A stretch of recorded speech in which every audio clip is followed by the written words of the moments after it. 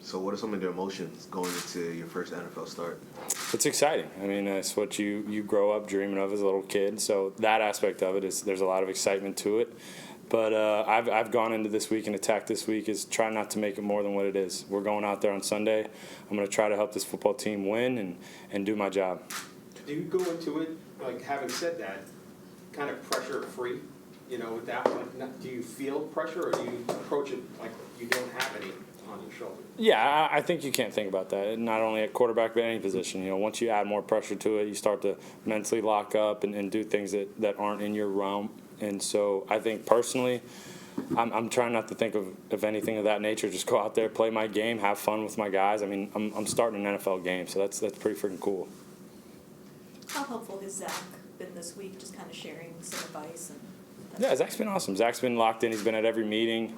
He's done a great job of staying engaged and being around the guys and still leading from afar. And he's there with whatever me or Josh needs, and he tells me what he sees and things of that nature. Like I hinted to last week, we have a great dynamic in the QB room, and he's kept on adding to it. When you went back and watched the last game, were there things that you saw specifically that you could have done differently, you want to do differently? Oh, yeah, just like in any game, any quarterback is going to have some that they want back and things that they thought they could have done differently. But there were some good things, and there were some things that we got corrected, and there are some things we can build upon. And I think that's what we did a great job of on Monday, and then we turned the page, and now we're getting ready for Cincinnati. What are some things that you've seen on film defensively that some of the challenges that Cincinnati presents? I think they're a very talented football team from top to bottom. I think they make you earn it on defense. They do what they do well, and they've been in the system for a couple years now. They've all played together for a couple years, so they play well together and they play hard. So it'll be a good test for us as a football team. And I think if we go out there and we execute the game plan, I think we'll be in it. With Flacco coming in, do you kind of see this as your one chance to sort of prove yourself?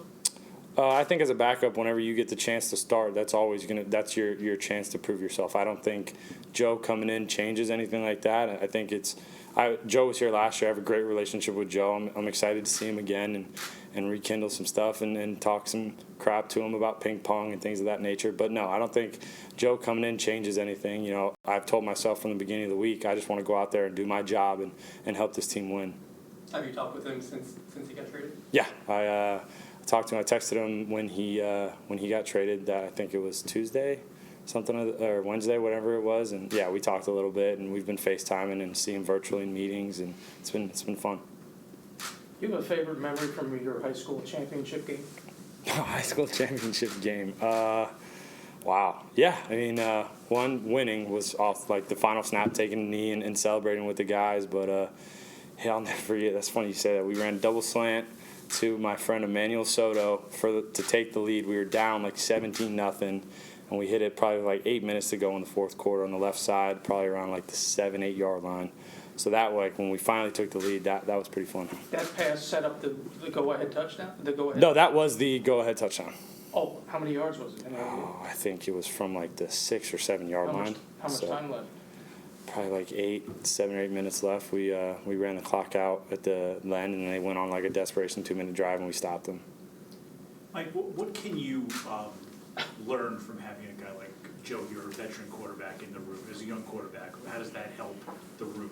Right. I think, well, first, Josh has been here, and Josh has taught us a lot. Josh has been in the system multiple times, multiple places, and he's seen a lot of football. He's been around a lot. So Josh has been awesome, and I alluded to it on Sunday. He was awesome for me on the game, and then Joe as well. Joe's seen a lot of football and won a lot of games, won a Super Bowl. So just when you get guys that have been around a lot, you try to pick their brain, and then situations come up in practice or on the film that they can tell you, well, when I was in this situation versus this defense or this look, this is what I did, and this is what I liked about it, didn't like, and just all things of that nature. So anytime you get a guy that's been around for a long time, it's beneficial. Have you gotten a lot of texts, phone calls, whatever, from people in your past about yes. what happened this week, and what's that been like?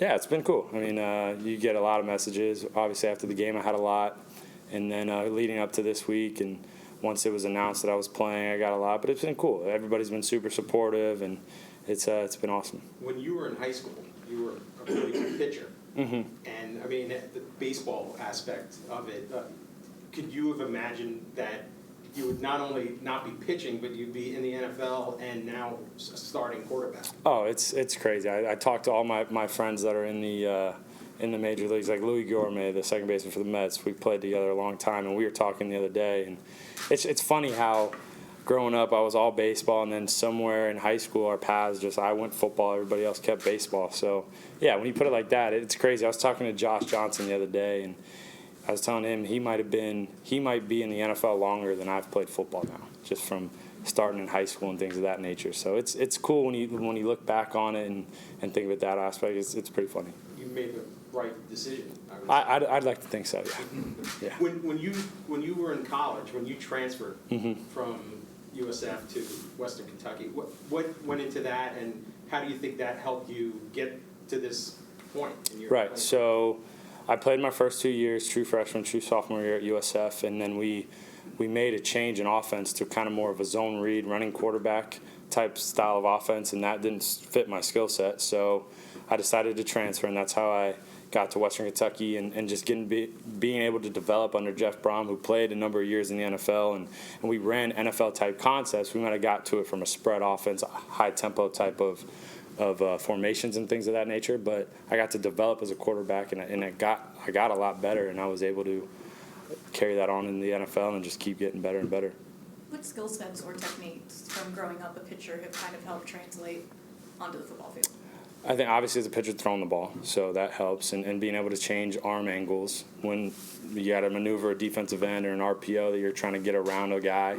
So any type of arm angles I think is the real biggest aspect that I've been able to translate, and just being a rotational athlete. That's where your throwing comes from, your throwing power comes from as a quarterback, is your ability to rotate, and I got that from baseball. Take a couple more.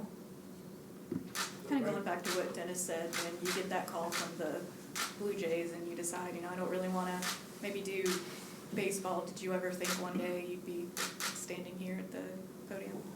Yeah, definitely in the back of my mind, that was my ultimate goal. Any kid growing up playing athletics, your ultimate goal is to reach a professional level. So it's funny, just playing through college, my whole goal in college was just to play and win. And then after my junior year, we had some success, and then agents were calling me asking if I was leaving early, and then scouts were coming. That was never really in my forefront. I was just winning and winning. That's all I really cared about, and then the rest would take care of itself. So just looking back on it, it's kind of cool to watch the whole process and my mindset going into it, and where I am now. It's pretty cool. What's the journey been like for you in the NFL? I mean, you're drafted by the Cowboys, and you're on this practice squad for a couple of years.